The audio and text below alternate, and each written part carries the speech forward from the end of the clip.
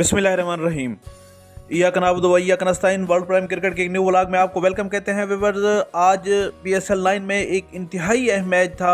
वो था पेशावर ज़ल्मी और कोयटा के दरमियान।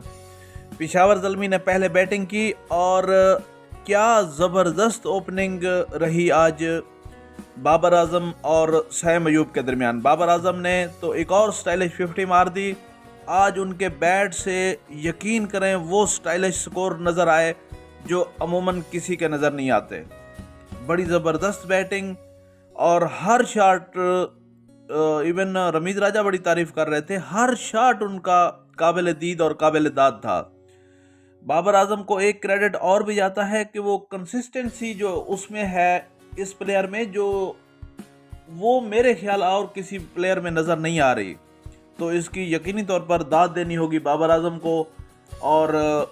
और इस हिसाब से उन्होंने, वो टॉप स्कोरर भी हैं PSL 9 में। उन्होंने 196 किए पेशावर ज़ल्मी ने, जवाब में 120 पे कोयटा ग्लैडिएटर की टीम आउट हो गई। तो यूं 76 रन से ये मैच पेशावर ने जीत लिया और इस तरह वो क्वालिफाई भी कर गई है फर्स्ट 4 टीम में। तो आज का दिन बाबर आजम और पेशावर के लिए इंतहाई ज़बरदस्त रहा। और इस सिलसिले में फिर मीडिया पे क्या चल रहा है ये जरा आप खुद सुन लें। अब मेरे पास वो शख्स ले आओ, अब मुझे वो लोग दिखा दो जो लोग कहते हैं कि भाई बाबर आजम काफी धीमी बल्लेबाजी करता है। आज जब बाबर आजम ने ही बैटिंग की, फॉलो विकेट्स पर रॉबिन एक सेकंड, आज जब बाबर आजम ने बैटिंग की, आप कन्वर्जन रेट देखिए भाई साहब। एक तरफ से सैम अयूब का विकेट गिरा, एक तरफ से वहां पर फिर आपके लिए मोहम्मद हारिस का विकेट गिरा, फिर हसीबुल्लाह आते ही चले गए, फिर उसके बाद बाबर आजम जब खुद आउट हुए, मतलब पहले से लेकर 13वें ओवर तक विकेटें गिरती रही लेकिन स्कोरिंग रेट आपकी कभी नहीं रुकी। चौथे ओवर में आपके 46 थे, 9वां ओवर शुरू होता है 96 वहां बन जाते हैं। फिर अगली विकेट चलिए उसकी सिर्फ 7 गेंदों के अंदर आई, तो उसे कुछ ज्यादा नहीं कहा जा सकता है। और उसके बाद आप देखिए 10वें ओवर के अंदर आपके 100 के स्कोर पर तीसरी विकेट आई, जबकि 13वें ओवर तक आप 136 पर पहुंच गए थे। मतलब 3 विकेट गिरने के बावजूद भी 136 पर अगर आप वहां पहुंचे तो 12 की स्ट्राइक रेट से आपने बैटिंग की तीसरे से चौथे ओवर के बीच, तीसरे से चौथी विकेट के बीच में कहीं ना कहीं। तो हाँ, अब आ गई रॉबिन बैटिंग कार्ड के ऊपर, जो बताता है कि बाबर आजम ने जो आज तेज अंदाज में बल्लेबाजी की, 176 का स्ट्राइक रेट, एक छक्का भी लगाया, 9 चौके लगाए बाबर आजम ने। कुल मिला के 30 बॉल से प्रयास हुए, 30 गेंदे 30 गेंदे 53 रनों की पारी खेली, 30 बॉल्स 53 रन फुल स्क्रीन पर आ जाए। ये बाबर आजम ने परफॉर्मेंस अपनी तरफ से करके दिखाई। ये एक बात जरूर है कि आज जिस कन्वर्जन रेट से बाबर आजम ने बैटिंग की, जो एक अटैकिंगनेस हमें बाबर आजम की बल्लेबाजी में कहीं ना कहीं नजर आई, और जो एक आप कह सकते हैं कि माइंड को कंट्रोल करके पारी को अपने खुद के एंगल पर कंट्रोल करना, खुद के एंड से कंट्रोल करना, जो बाबर आजम ने खेल के दिखाया, शायद उसी की बदौलत आज जो है पेशावर ज़ल्मी एक इंपॉर्टेंट मैच के अंदर, पॉइंट टेबल दिखा दो रॉबिन, एक इंपॉर्टेंट मैच के अंदर 197 का टारगेट सेट कर पाया है। का नाम है बाबर आजम। बाबर आजम के बारे में बहुत बुरा भला लोग कहते हैं, ऐसे प्लेयर है, वैसा प्लेयर है। वो इसीलिए कहते हैं क्योंकि वो पाकिस्तान का है। दूसरी बात यह है कि बाबर आजम का comparison one of the greatest batsman Virat Kohli से होता है। तो कोहली फैंस उनको ज्यादा मानते नहीं है, उनको भला बुरा कहते हैं। लेकिन एक बात की दाद आपको देनी पड़ेगी, क्रिकेट से हट के अगर आप देखें तो यार ये बंदा इतना कंसिस्टेंट रहा है, इतना कंसिस्टेंट रहा है, मतलब कि मैच में जाना, यूं रन बना के आ जाना, 50 बना के आ जाना। T20 मैच में 50 रन भी बहुत ज्यादा होता है। आप जाते हो 50 रन बना जाते हो, 60 रन बना जाते हो, और वो बहुत आसानी से बना जाते हो। लोगों को लगता है कि अरे यार पिच ऐसी है, ये ऐसा नहीं होता है। कंसिस्टेंसी बहुत जरूरी चीज होती है और बाबर आजम ने इस चीज को काफी मेंटेन करके रखा।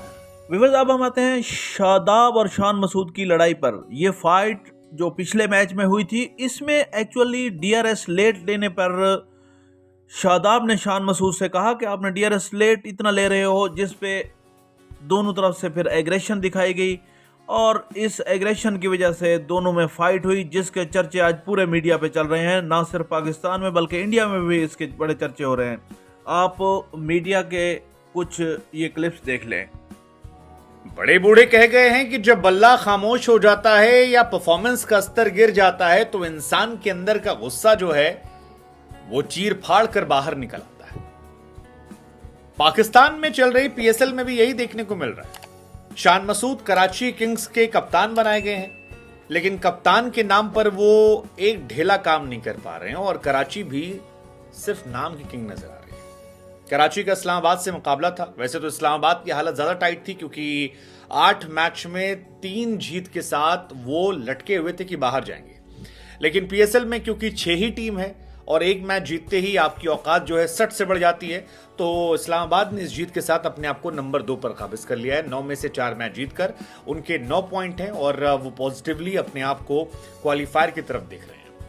नसीम शाह को रेस्ट दिया गया था, उनके एक और भाई साहब जो थे वो रेस्ट कर रहे थे, लेकिन मैच जो था वो एक तरफा मैच था। एक तरफा मैच इस्लामाबाद ने 5 विकेट से जीत लिया, लेकिन इस मैच की सबसे बड़ी हाईलाइट मेरे हिसाब से जो थी वो थी शान मसूद और शादाब खान की लड़ाई।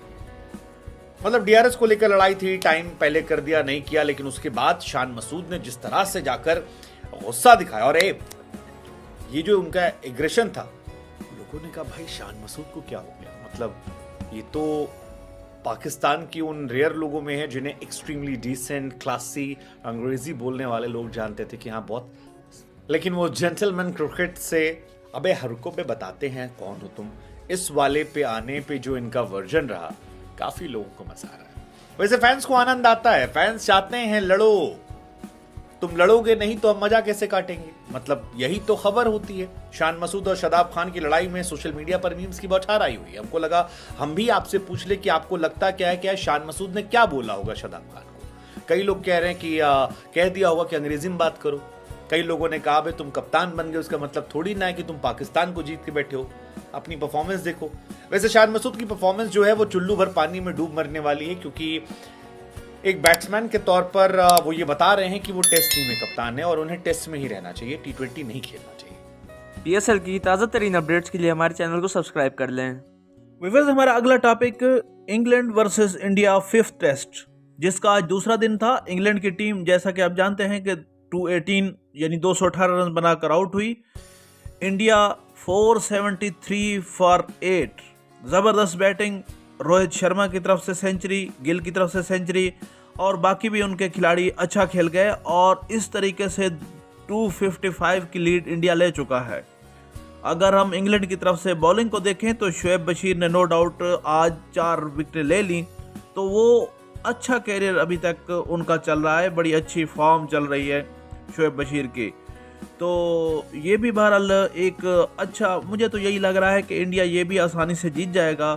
तो इस तरह 4-1 की लीड इंडिया हासिल करके पहले ही वो ऊपर ही चल रहा है, सबसे फर्स्ट नंबर पे चल रहा है।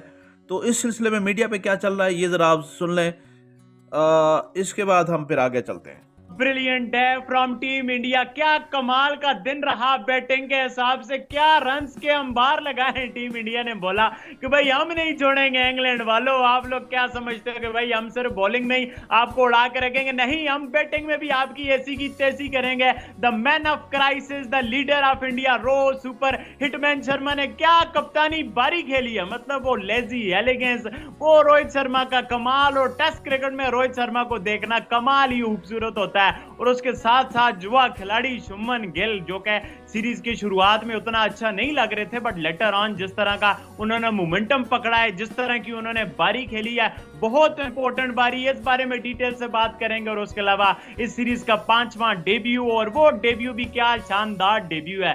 क्या पके हुए प्लेयर ला रहे हैं अपने डोमेस्टिक से, वो आके मौके पे ऐसा चौका छक्का मार रहे हैं ना कि बंदे का दिल खुश हो जाता है। देवदत्त पडिक्कल का जिस तरह से डेब्यू हुआ उस बारे में बात करेंगे। और उसके अलावा सरफराज ने भी फिर साथ निभाया, एक और 50 स्कोर की, और आज